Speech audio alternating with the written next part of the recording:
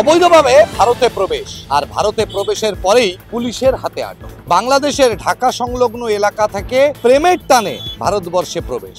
ধরা পড়ার পর সাংবাদিকদের মুখোমুখি হয়ে বলেন যে তার স্বামী রয়েছে, তিনি মালদার বাসিন্দা। 1 বছর আগেও এভাবে অনুপ্রবেশ করেছিলেন। তাদের নাকি ফোনে আলাপ পরিচয় এবং তারপর ফোনের মাধ্যমে দুই পরিবারের বিয়ে হয়। আর ঠিক সেই জায়গায় দাঁড়িয়ে দালালের মাধ্যমে কাঁটাতার পেরিয়ে ভারতে প্রবেশ করেন। যদিও শেষ রক্ষা হয়নি, ধরা পড়ে সেই মহিলা এবং তার সাথে সেই প্রেমিক। আর প্রশ্ন তো এখানেই, তাহলে এভাবে অবৈধভাবে আর কত মানুষ বাংলাদেশ থেকে ভারতে প্রবেশ করেছে? এ প্রশ্ন এখন উঠছে সর্বত্র।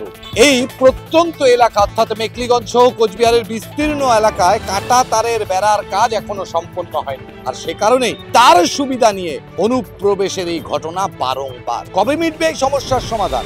উত্তর আজও অজানা।